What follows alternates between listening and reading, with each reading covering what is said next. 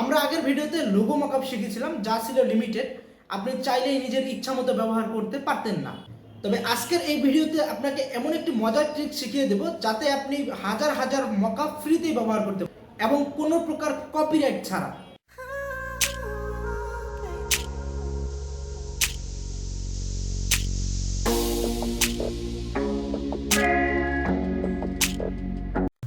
তো আমরা প্রথমেই ডিজাইন করে নেব। এটা হচ্ছে আমরা ডিজাইনটা করব অ্যাডোবি ইলাস্ট্রেটরে। আপনার যেটা ডিজাইন, যেমন business card, flyer design, roll up banner design, এগুলো তো মূলত ইলাস্ট্রেটরে করা হয়। তো আপনি আপনার ডিজাইনটা আপনার মতো করে নেবেন। ডিজাইন করার পর হচ্ছে মকআপ। তো আমরা এখন ফার্স্ট অফ অল আমরা গুগলে যাব এবং আমি ক্রোম ব্রাউজার থেকে আমি গুগলে যাচ্ছি এবং আমি এখন এখানে লিখে সার্চ করব যে বিজনেস কার্ড মকআপ ডিজাইন, যেহেতু আমরা বিজনেস কার্ড দিয়ে করব। Business card mockup design. তো এটা লেখার পর আপনি দেখবেন যে বিভিন্ন ধরনের মকআপ আসবে এবং সব থেকে মজার ব্যাপার হচ্ছে যে আজকের এই ট্রিক্সটা শেখার পরে আপনি যে কোনো মকআপ আপনি করতে পারবেন। এখানে যা আছে আপনি প্রত্যেকটা ইউজ করতে পারবেন, প্রত্যেকটা। হ্যাঁ, এবং এগুলো কিন্তু খুবই সুন্দর। আমি এখান থেকে দুই একটা দেখিয়ে দেব। যেমন এখানে একটা আছে যে হাতের ভিতরে মকআপটা করা হয়েছে, আমি এইটাও দেখিয়ে দেব। তবে তার আগে আমি একেবারে সিম্পল যেগুলো আছে, এটা কিন্তু একটু কঠিন বলতে যে এখানে একটু কাজ আছে।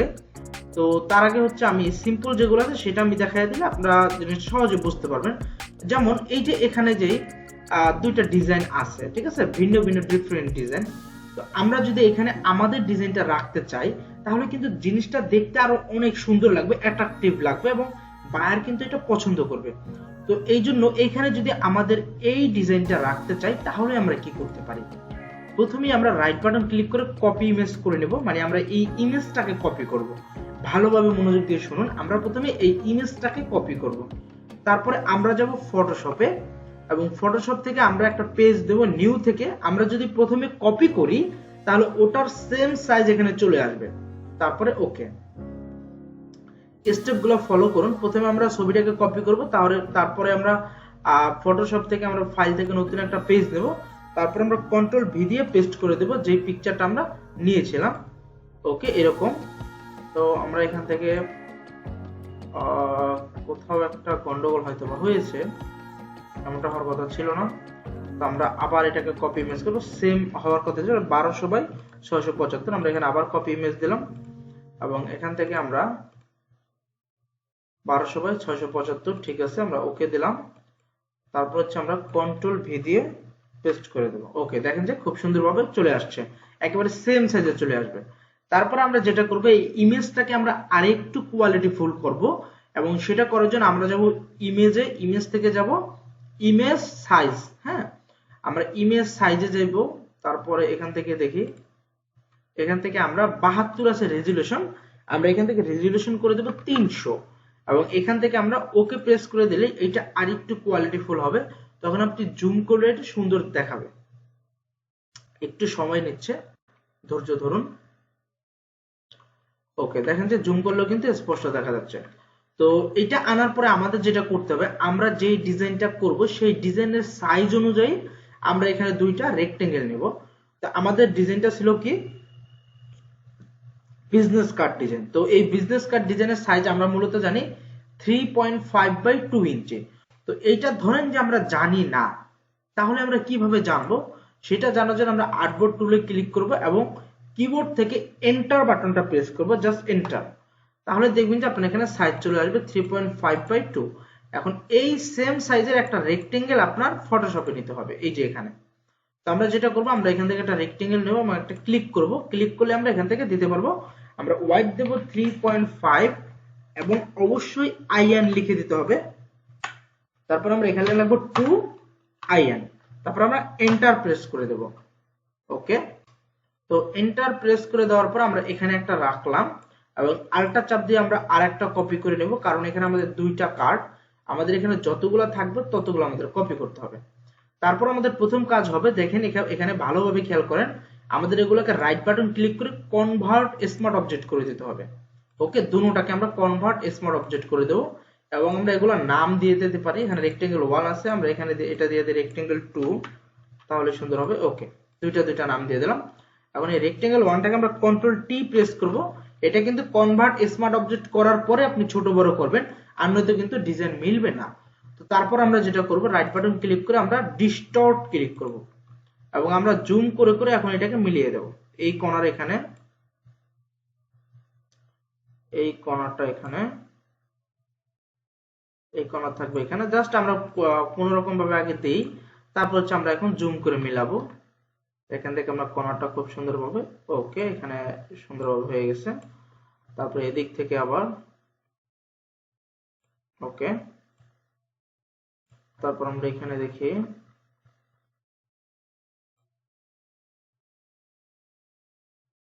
ওকে, তারপর আবার আমরা এই কর্নার, এরকম করে আমরা সুন্দরভাবে আমরা 4টা কর্নার করে দেব। ওকে, তো এইটা কিন্তু আমাদের মোটামুটি কমপ্লিট।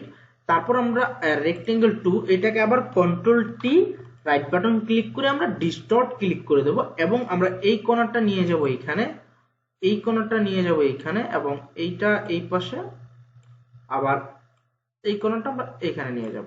তারপর আমরা এখান থেকে আমরা জুম করব এবং জুম করে আমরা এই কর্নারটা এখানে প্রেস করতেছি। তারপরে আমরা এই দিক থেকে, এখান থেকে আবার আমরা এখানে করব।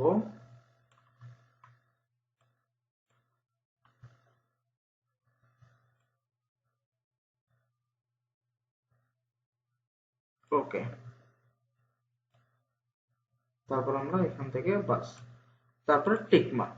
তো আমাদের দুইটা কিন্তু হয়ে গেছে। এখন আমরা আমাদের ডিজাইনটাকে নিয়ে আসবো। এই জন্য আমরা এখান থেকে আমরা যদি এইটাতে আমরা ডিজাইন বসাইতে চাই, তাহলে এইটার কর্নারে দেখবেন একটা চিহ্ন আছে, এখানে ডাবল ক্লিক করবেন, দেখবেন যে আপনার জন্য একটা নতুন পেজ চলে আসছে এবং এখানে আপনার ডিজাইনটা রেখে দেবেন।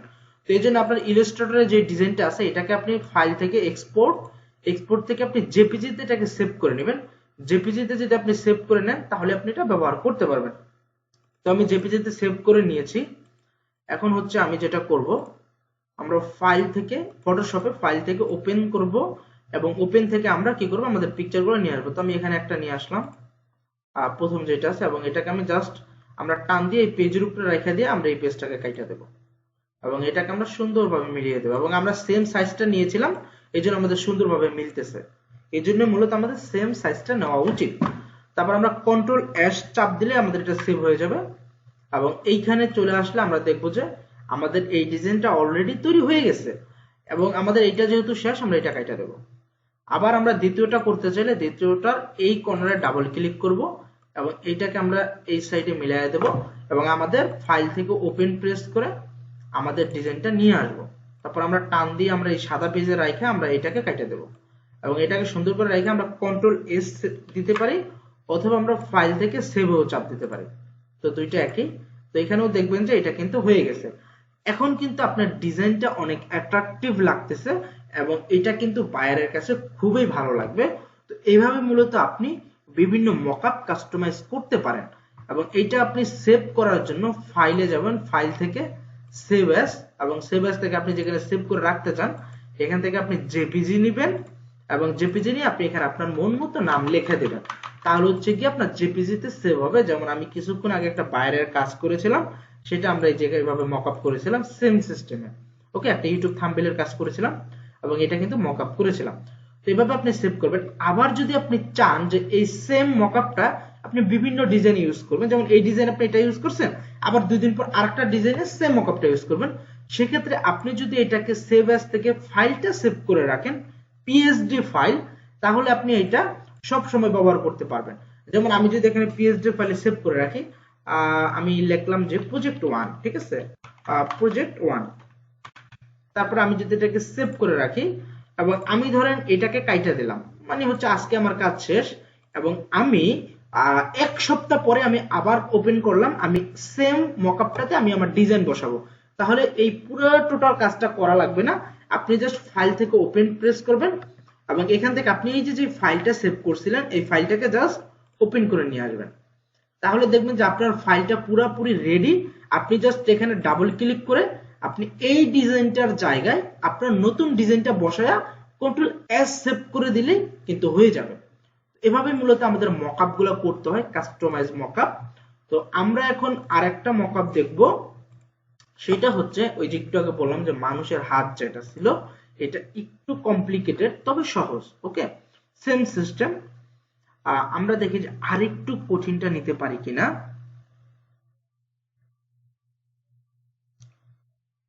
আমরা এখান থেকে খুঁজবো, খুঁজলেই কিন্তু পেয়ে যাব। তো আমরা এইটাই করি, আমরা রাইট বাটন ক্লিক করে কপি ইমেজ, এবং আমরা সেম ভাবে আমরা ফাইল থেকে নিউ এবং এখান থেকে ওকে, এবং আমরা এটাকে এইভাবে মিশিয়ে দেব, কন্ট্রোল ভি দিয়ে প্রেস করে দেব। তো তারপরে আমরা ইমেজ থেকে ইমেজ সাইজ এবং এখান থেকে আমরা 300 করে দেব, যাতে আমাদের পেজটা আরো কোয়ালিটিফুল হয়। একটু সময় নেবে, আপনারা একটু ধৈর্য সহকারে দেখবেন, তাহলেই হবে। আর যারা আমার চ্যানেলের নতুন দর্শক আছেন তারা আমার চ্যানেলটা ঘুরে আসতে পারেন। আমার কিন্তু একেবারে বেসিক থেকে অ্যাডভান্স সবগুলো ভিডিওই আমার আছে মোটামুটি। আশা করি আপনাদের অনেক হেল্পফুল হবে, এবং ভিডিওটা যদি ভালো লাগে তাহলে লাইক কমেন্ট করে দিতে পারেন, সাবস্ক্রাইব আপনার উপরে ছেড়ে দিলাম।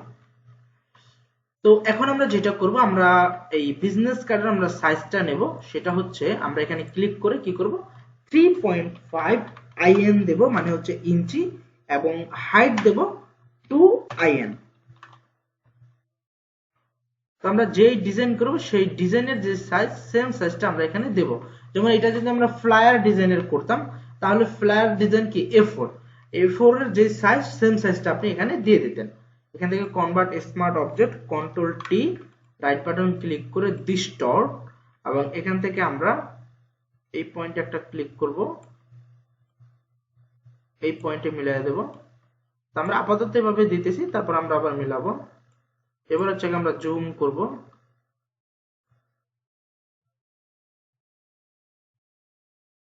ওকে।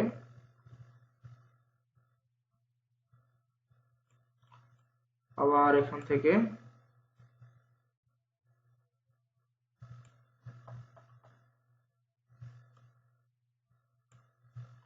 তো টিক মার্ক করে দেব। এখন আমরা যেটা করব, সেম ভাবে আমরা ডাবল ক্লিক করব, এবং এখান থেকে আমরা এই পেজটাকে আবার অ্যাটাচ করে দেব, এবং ফাইল থেকে আমরা ওপেন করে আমাদের যে ডিজাইনটা আছে কাঙ্ক্ষিত ডিজাইনটাকে আমরা নিয়ে আসব, এবং আমরা টান দিয়ে এই পেজে রাখা দিয়ে আমরা এই পেজটাকে ডিলিট করে দেব বা ক্রস করে দেব, এবং এটা কন্ট্রোল এস দিয়ে সেভ করে দেব।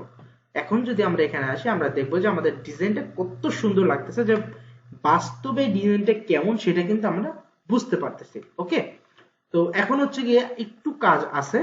এখানে কিন্তু দেখেন যে আঙ্গুলের উপরে পড়ে গেছে, তো এটাই মূলত একটু কমপ্লিকেটেড। আপনি চাইলে এটাকে আগেরটার মতো করতে পারেন, যে বোঝা যাবে যে এটা আঙ্গুল দিয়ে চাপ দিয়ে ধরে আছে। তো এটা করার জন্য আপনাদের এটাকে রাস্টারাইজার করতে হবে। ফার্স্ট অফ অল আমাদের এই লেয়ারটার উপরে রাইট বাটন ক্লিক করব, এবং এখান থেকে রাস্টারাইজার করে দেব, এবং আমরা এই অপাসিটিটাকে একটু কমিয়ে দেব। হ্যাঁ, অপাসিটিটাকে একটু কমিয়ে দেওয়ার পরে আমরা দেখতে পাবো যে এইখান থেকে কিন্তু দেখা যাচ্ছে যে কতটুকু পরিমাণে সমস্যা। তো এটাকে আমরা এখান থেকে নেব ইরেজার টুল, ভালোভাবে দেখেন, এখান থেকে আমরা ইরেজার টুল নিব, এবং আমরা যেটাকে কাটতে চাই, যে এই যে আমাদের যে ডিজাইনটার অংশটুকু, এখান থেকে আমরা এখান থেকে হার্ডনেসটা নিতে পারি। হার্ডনেসটা নিয়ে আমরা এখান থেকে হচ্ছে 100 করে দেব। তো এটা খেয়াল করবেন যে আমরা প্রথমে হচ্ছে ইরেজার নিব, এবং এখান থেকে নেব হচ্ছে আমরা হার্ডনেস, এবং আমরা এখান থেকে অপাসিটিও নিব 100, এবং আমরা ফ্লো নিব 100। তারপর হচ্ছে এখান থেকে আমরা কেটে দেব, যতটুকু পরিমাণে বোঝা যাবে যে আমার হাত দিয়ে চাপ দিয়ে ধরা আছে ততটুকু পরিমাণে আমরা কেটে দেব, তাহলে মনে হবে যে এটা ভিতরে। ওকে, এখান থেকে আমরা এতটুকু কাটলাম, তারপর এখান থেকে যদি যতটুকু আমাদের লাগবে ততটুকু আমরা কাইটে রাখতে পারি।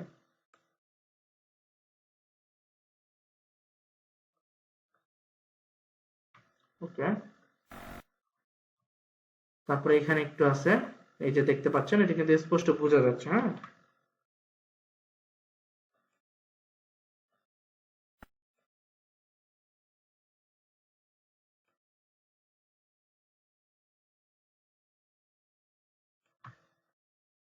এখন যদি আমরা অপাসিটিটা বাড়ায় দেই, এখান থেকে আমরা অপাসিটিটা 100 করে দিই, তাহলে দেখবেন যে কত সুন্দর লাগতেছে এটা, এবং এখন কিন্তু মনে হচ্ছে যে হাতের ভিতরে কি হয়ে গেছে। এখন আরেকটা ব্যাপার যেটা, সেটা কিন্তু দেখেন, এটা কিন্তু সুন্দর লাগতেছে না, তা মনে হচ্ছে যে ডিজাইনটা কেটে গেছে। এখন এইটার সমাধান কি?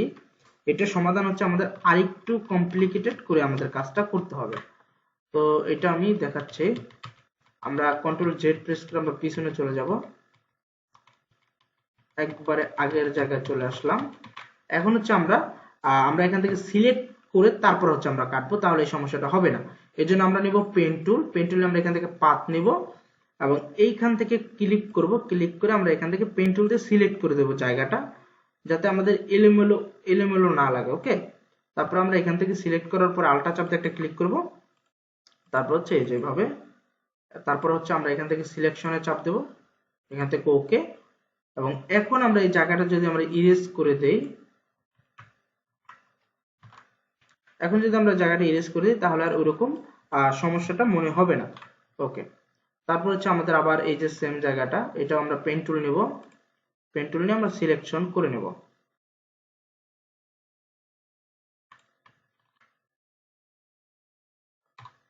ওকে,